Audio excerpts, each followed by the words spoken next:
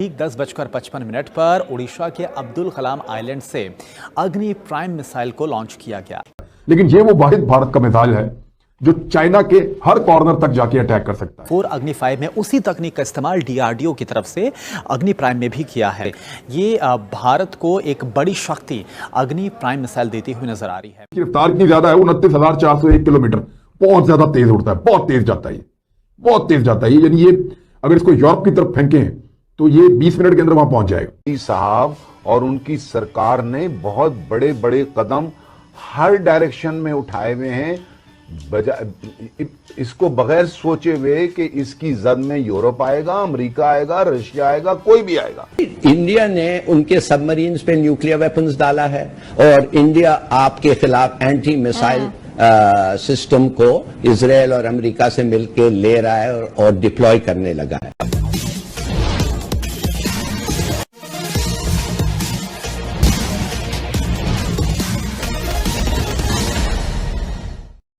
कल हमारे देश के रक्षा और अनुसंधान संगठन डीआरडीओ के वैज्ञानिकों ने देश के लिए एक और कारनामा कर दिखाया है। उन्होंने अग्नि सीरीज के नए मिसाइल प्राइम का सफल और सटीक परीक्षण किया है। इसकी मारक क्षमता और रेंज को देखकर पूरे पाकिस्तान में खलबली मच गया है। कारण इसके रेंज में न केवल चीन और पाकिस्तान बल्कि यूरोप के देश भी आ सकते हैं। भारत के इस सफलता को बयान करती पाक मीडिया की परिचर्चा आइए आगे सुनते हैं। ठीक 10:55 पर उड़ीसा के अब्दुल कलाम आइलैंड से अग्नि प्राइम मिसाइल को लॉन्च किया गया कि ये एक न्यूक्लियर कैपेबल मिसाइल है, यानी कि परमाणु क्षमता से लैस ये मिसाइल है। और इसमें साहब और उनकी सरकार ने बहुत बड़े बड़े कदम हर डायरेक्शन में उठाए हुए हैं, इसको बगैर सोचे हुए कि इसकी जद में यूरोप आएगा, अमेरिका आएगा, रशिया आएगा, कोई भी आएगा। तो जहां पर वो खड़े थे वहां से उन्होंने बहुत बड़ी जंप लगाई है। अभी भी उनके पास ऐसे मिसाइल थे कि जो चाइना को मार कर सकते थे, लेकिन ये कि चाइना की वो बोगी दिखा रहे हैं, वो उसको थ्रेट पेश कर रहे हैं और उसकी बेसिस पे आगे बढ़ते जा रहे हैं। ये 5-5.5 हजार किलोमीटर का जो अग्नि 5 मिसाइल का टेस्ट 26 दिसंबर को किया है, जाहिरी तौर से सामने रखते हुए चाइना को किया है। अगरचे जैसा कि आपने पहले भी अपने इंट्रो में कहा कि ये सेंट्रल यूरोप तक और इंग्लैंड तक जा सकता है, लेकिन मैं इस बात को जरा इस तरह में कहूंगा कि ये बाकी दुनिया जिसको अब ये फॉलो करना चाह रहे हैं, वेस्टर्न वर्ल्ड स्पेशली अमेरिका, जिनसे इनकी दोस्ती। अग्नि भारत का सबसे तगड़ा मिसाइल है। ये अग्नि 5 है क्या? ये जी भारत का जो स्ट्रेटेजिक फोर्सेस कमांड है फौज की, वो इसको डील करती है, उनके कंट्रोल में ये होता है। ये 7 मिलियन अमेरिकी डॉलर्स का एक मिसाइल है, इसकी इतनी बड़ी कीमत है और इसका जो वजन है वो 50,000 किलोग्राम है। 17.5 मीटर ये लंबा एक मिसाइल है अग्नि 5, 2 मीटर ये चौड़ा है मिसाइल और ये एक न्यूक्लियर हथियार ले जाने की सलाहियत रखने वाला मिसाइल है। 1500 किलोग्राम तक का ये बारूदी मवाद अपने साथ ले जा सकता है, तबाकुन मवाद, और रॉकेट के फार्मूला के ऊपर ये बना हुआ है। इसकी रफ्तार बहुत तेज है, 29,401 किलोमीटर फी घंटा की रफ्तार से ये उड़ता है। भारत जो है वो 5500 किलोमीटर से 5800 किलोमीटर तक है, लेकिन बाद इतलात के मुताबिक ये इससे भी ज्यादा दूर तक जा सकता है। लेकिन भारत बताता इसलिए नहीं है कि उससे यूरोप अपने आप को खतरे में महसूस करता है। लेकिन ये वो वाहिद भारत का मिसाइल है जो चाइना के हर कॉर्नर तक जाके अटैक कर सकता है। इसके अलावा कोई ऐसा भारत का दूसरा मिसाइल नहीं है जो चाइना के हर कॉर्नर तक जाके अटैक कर सके। भारत ने इसके कुछ 6-7 तजुर्बे किए और इसमें कुछ कामयाब हुए हैं और 5,000 किलोमीटर तक का भारत ने पे लगभग तजुर्बा किया हुआ है जो कामयाब हुआ भारत का, और इसकी एक्यूरेसी भी ठीक है, मिसाइल तगड़ा है। तो एक तगड़ा वेपन है जो एटमी सलाहियत का हामिल भी है। इसकी रफ्तार इतनी ज्यादा है, 29,401 किलोमीटर, बहुत ज्यादा तेज उड़ता है, बहुत तेज जाता है, बहुत तेज जाता है। यानी ये अगर इसको यूरोप की तरफ फेंके तो ये 20 मिनट के अंदर वहां पहुंच जाएगा, इतना तेज। 1 सेकंड के अंदर लगभग 8 किलोमीटर का फासला तय करता है। इसकी रफ्तार इतनी ज्यादा है, बहुत तेज रफ्तार है इसकी। तो ये इसको रोकने के लिए आपको इंटरसेप्टर मिसाइल सिस्टम पाकिस्तान नहीं रोक सकता, लेकिन पाकिस्तान ये जरूर कर सकता है कि जब अग्नि आ रहा हो तो पाकिस्तान यहां से भी 4 मिसाइल भेज दे। पाकिस्तान भी आने वाले वक्त में इस किस्म के एयर डिफेंस सिस्टम हासिल करना चाहता है जो अग्नि तक को भी रोक सकता हो। अमेरिका की तरफ से एटमी हथियारों पर पाबंदी पाकिस्तान के लिए क्यों? एटमी हथियारों पर पाबंदी अमेरिका की तरफ से पाकिस्तान के लिए क्यों? ये दबाव पाकिस्तान पर क्यों? ये प्रेशर इंडिया पर क्यों नहीं? इसलिए कि पाकिस्तान एक डिजास्ट्रसली डिसफंक्शनल स्टेट है, उनके पास ये हथियार होना ही नहीं चाहिए। Whereas इंडिया उनका स्ट्रेटेजिक एलाई है, उनके पास रहना चाहिए। छोड़ें अमेरिका को। बार बार आप ये क्यों समझती हैं कि बस जो अमेरिका कहें उसको हम तवज्जो दें, उस पे हम चलें? अमेरिका और आप बिल्कुल मुख्तलिफ हो रहे हैं। एक चीज नहीं है जिसपे आपकी विजन पे, आपका पर्सपेक्टिव पे यूनिटी है। एक चीज नहीं है।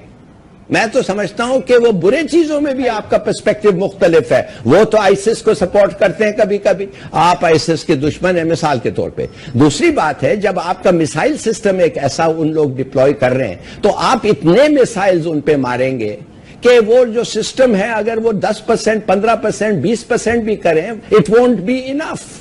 तो इंडिया को समझना चाहिए, सोचना चाहिए। देखिए, कोई नहीं चाहता जंग और कोई नहीं समझता कि एक न्यूक्लियर वॉर इंडिया और पाकिस्तान के बारे में थिंकेबल है। कुछ भी हो सकता है और उस वक्त के लिए हमें तैयार होना चाहिए। इंडिया ने उनके सबमरीन्स पे न्यूक्लियर वेपन्स डाला है और इंडिया आपके खिलाफ एंटी मिसाइल सिस्टम को इजराइल और अमेरिका से मिलकर ले रहा है और डिप्लॉय करने लगा है। क्योंकि इसमें सबसे अत्याधुनिक तकनीक का इस्तेमाल किया गया है और आज जब इसको लॉन्च किया गया तब इसने पूरी सटीकता के साथ जो टारगेट है उसको हिट किया गया। तमाम रेडार्स का जो आज लगाए गए, उसने देखा जो ट्रेजेक्ट्री थी, यानी कि जो मार्ग था इस मिसाइल का, अग्नि प्राइम का, एक्यूरेट उसी पर चलते हुए अपने टारगेट को इसने हिट किया। यानी कि कोई भी गलती की इसमें गुंजाइश नहीं है।